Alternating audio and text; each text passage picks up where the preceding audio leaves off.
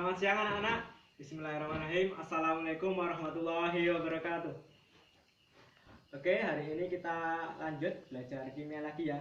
Kita melanjutkan materi masih di bab asam basa, tapi kita nanti masuk materi titrasi asam basa. Oke, di materi asam basa kita sudah mengenal yang namanya asam, senyawa asam dan senyawa basa. Nah, dari anak-anak ada yang bisa mengingat kembali apa itu definisi dari asam dan basa menurut Arrhenius? Ada yang bisa? Ya, silakan. Oke, benar. Jadi definisi asam dan basa menurut Arrhenius itu, asam adalah senyawa yang dimana kalau dilarutkan dalam air atau H2 itu membebaskan ion H+. Terus kalau basa itu senyawa yang dimana kalau dilarutkan dalam air itu membebaskan ion OH-. Itu menurut Arrhenius. Nah, selain menurut teori Arrhenius ada dari teori Bronsted-Lowry. Nah, dari teori Bronsted-Lowry, asam dan basa kalau direaksikan itu mengalami reaksi penetralan. Nah, itu nanti reaksi penetralan itu akan kita gunakan dalam menentukan titrasi asam basa. Gitu. Nah, kapan sih larutan itu disebut netral? Nah, ada yang tahu mungkin kapan larutan itu disebut netral? Ya, jadi sebuah larutan itu netral ketika pH-nya bernilai 7 gitu. Jadi ketika larutan asam atau basa itu direaksikan terus pH-nya itu mempunyai nilai 7, itu disebut kondisi larutan netral. Oke, langsung aja kita masuk ke materi titrasi asam basa. Jadi tujuan pembelajaran mengenai titrasi asam basa ini diharapkan kita bisa memahami konsep titrasi asam basa yang pertama.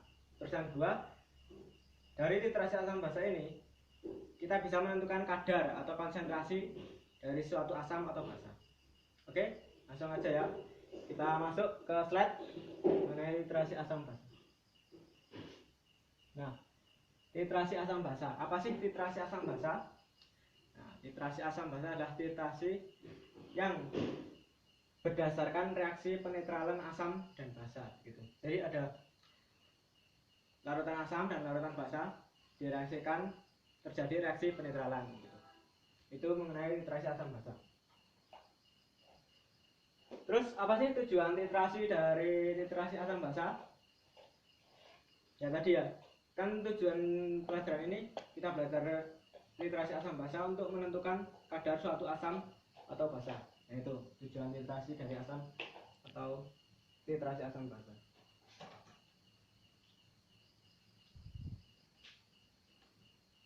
Nah, di dalam materi titrasi asam basa ini ada beberapa istilah.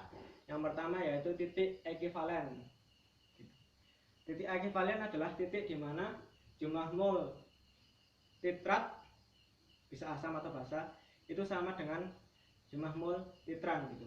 Jadi titik di mana pH zat asam dan basa tepat habis bereaksi. Jadi jumlah mol asam itu sama dengan jumlah mol basa gitu. Jadi tepat habis bereaksi. Terus ada lagi titik akhir titrasi. Titik akhir titrasi adalah pH saat indikator berubah warna. Jadi ketika kita titrasi, besok kita akan melakukan percobaan ya. Jadi pertemuan selanjutnya mungkin kita akan melakukan percobaan di laboratorium percobaan titrasi asam basa. Nah, titik akhir titrasi itu adalah pH saat indikator berubah warna. Ketika kita menitrasi terus larutan yang kita titrasi itu berubah warna dan larutan itu warnanya dari larutan itu tidak menghilang, itu sudah terjadi titik akhir titrasi, dan titrasi itu harus dihentikan karena sudah selesai begitu. Nah, ini ada titik ekivalen itu sama atau mendekati titik akhir titrasi. Jadi titik ekivalen itu nilainya itu mendekati titik akhir titrasi. Lanjut. Selanjutnya ada kurva titrasi. Jadi ada tiga, ada kurva antara reaksi asam kuat plus basa kuat. Terus yang kedua ada reaksi asam lemah plus basa kuat. Yang ketiga reaksi basa lemah plus asam kuat. Kita lihat selanjutnya. Nah, ini untuk mendapatkan kurva titrasi kita itu harus melakukan percobaan. Jadi besok pertemuan selanjutnya itu kita melakukan percobaan di laboratorium ya, titrasi asam basa. Nah, percobaannya seperti ini. Jadi ini ada alat yang namanya buret yang panjang ini. Terus ada statif. Statif itu tempat untuk meletakkan buretnya. Terus ada klemnya itu untuk mencapit buretnya itu. Terus di bawahnya ada Erlenmeyer. Nah, biasanya yang di Erlenmeyer ini itu zat yang mau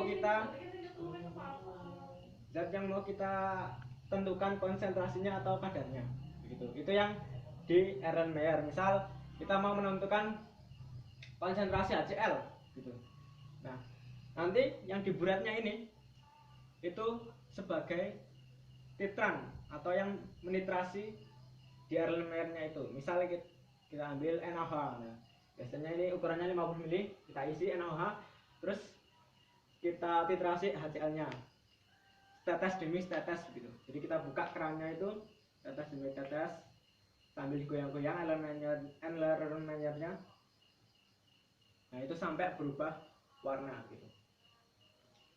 Paham ya? Oke, lanjut. Nanti untuk lebih jelasnya besok kita melakukan percobaan langsung di laboratorium. Nah, ini gambar dari kurva titrasi asam kuat plus basa kuat. Kita tahu kan ya, kalau asam kuat berarti pH-nya itu rendah sekali gitu. Jadi kalau asam kuat di titrasi basa kuat, grafiknya seperti ini. Jadi yang dari awal ini pH-nya rendah sekali, mendekati 1. Nah, ini dititrasi tetes demi tetes, tiap tetes NaOH. Nah, terus ini mendekati sekitar tengah-tengah ini terjadi lonjakan kurva yang sangat ekstrim. Jadi langsung melonjak ke atas gitu. Nah,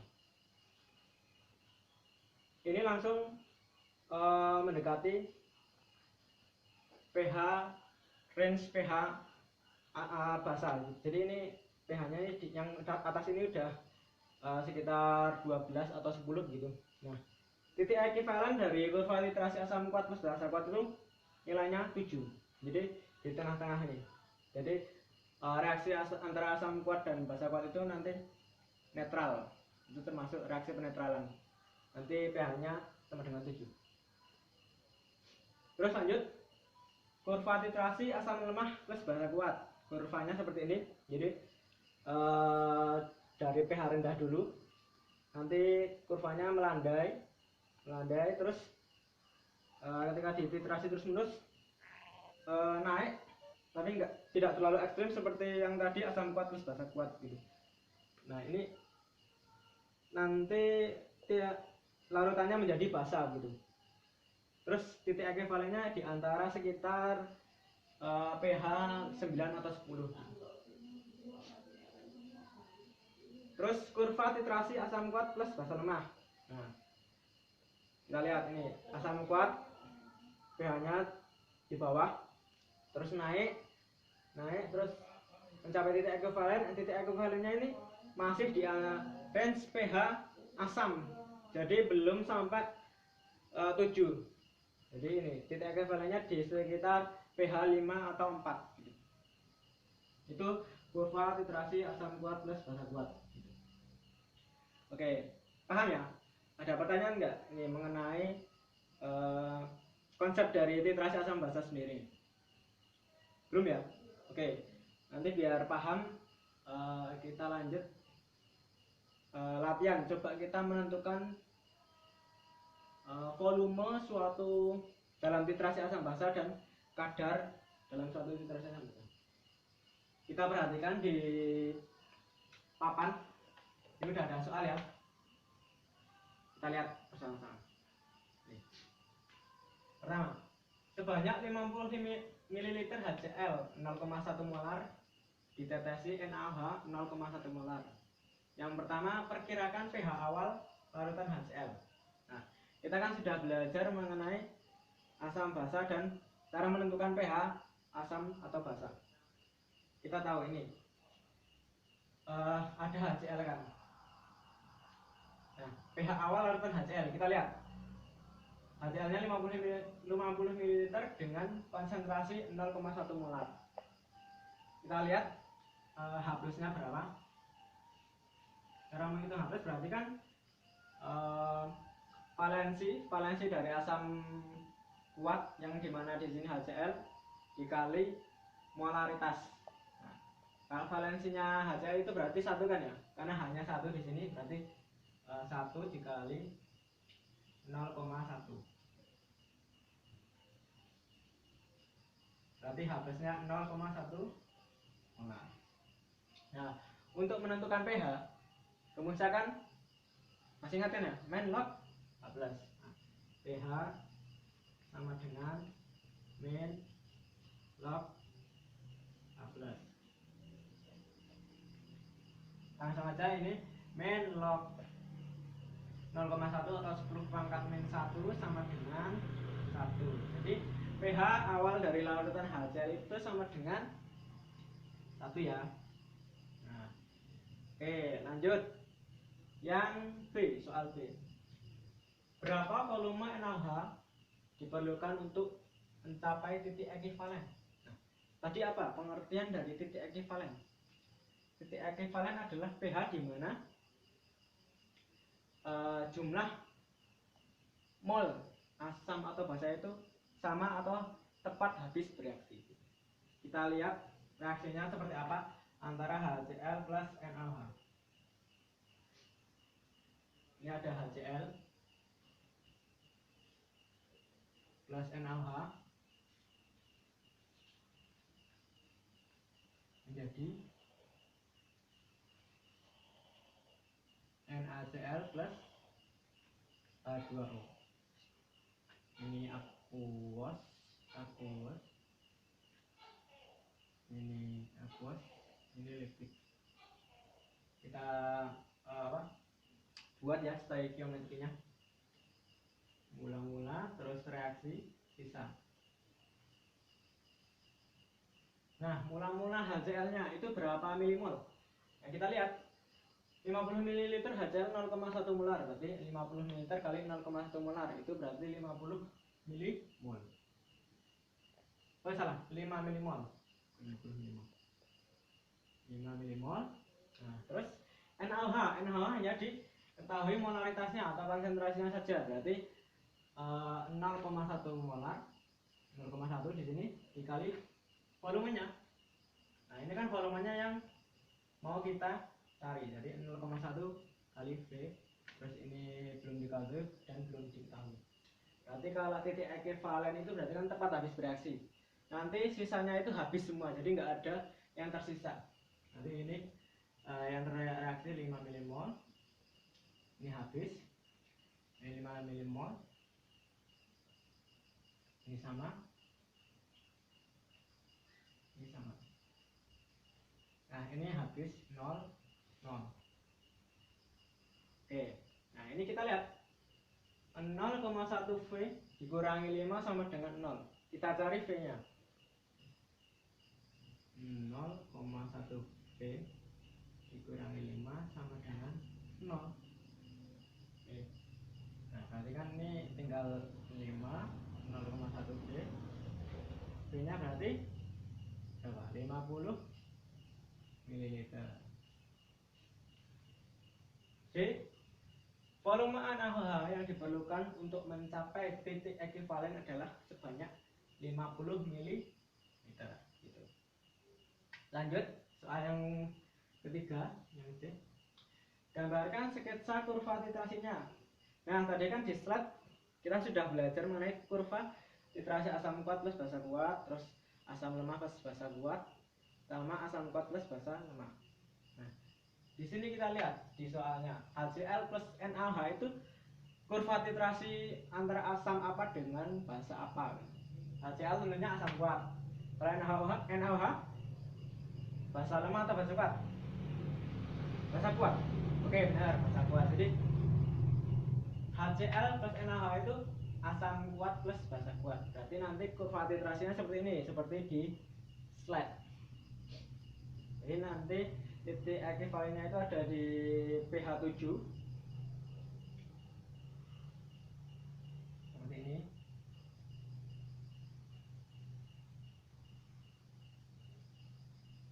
Nah, ini pH, ini VNaOH.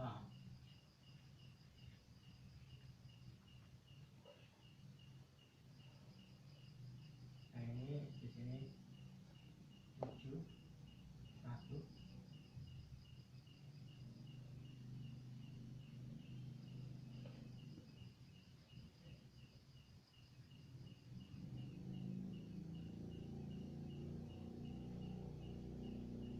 Nah, ini titik ekuivalen.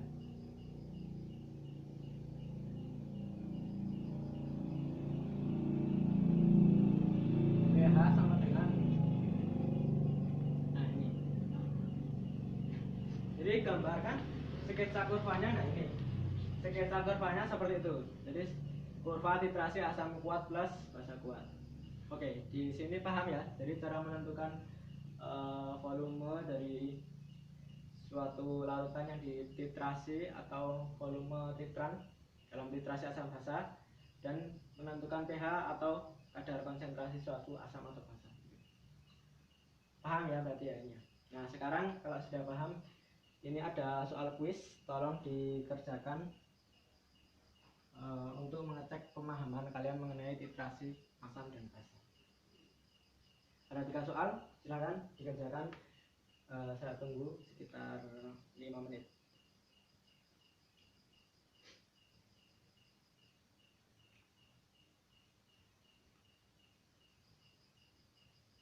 Gitu. Jadi titrasi asam basa itu konsepnya seperti itu. Yang penting kalian paham konsepnya, terus kalian juga paham dulu materi-materi sebelumnya seperti kayak penentuan pH, terus stoikiometrinya, jadi menentukan jumlah zat yang bereaksi, terus molnya itu berapa, sama dapat menentukan konsentrasi suatu kadar atau suatu konsentrasi asam atau basa. Yuk, ayo dikerjakan.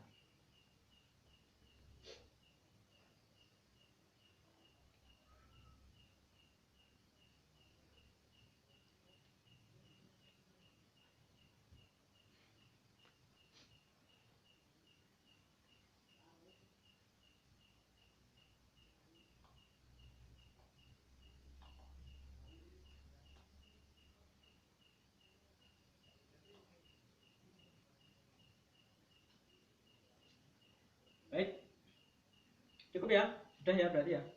Oke, itu nanti dikumpulkan ke sini ya, ke depan. Nanti saya cek pemahaman kalian sampai gimana mengenai titrasi asam atau basa. Itu ya. Jadi hari ini kita belajar mengenai konsep titrasi asam atau basa. Jadi titrasi asam basa itu adalah titrasi yang didasarkan reaksi penetralan gitu. Jadi itu. Terus bagaimana cara menentukan konsentrasi atau kadar suatu asam atau basa? Nah, itu didapat dari percobaan biasanya. Nanti didapatnya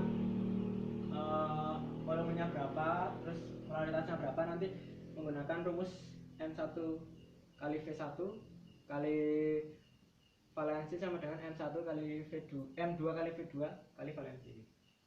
Itu untuk menentukan kadar suatu asam atau basa. Oke, cukup ya. Mungkin itu untuk pelajaran hari ini mengenai titrasi asam atau basa. Untuk pertemuan selanjutnya kita siapkan praktikum ya. Besok kita ke laboratorium. Jangan lupa disiapkan.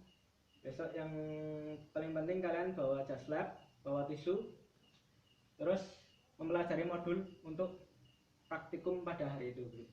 Nanti kita praktikumnya seperti ini. Jadi kita merangkai alat titrasi, ada iron layar, buret, dan klem sama statifnya gitu. Oke, cukup. Terima kasih atas perhatiannya. Semoga materi pelajaran ini bermanfaat. Saya tutup. Wassalamualaikum warahmatullahi wabarakatuh.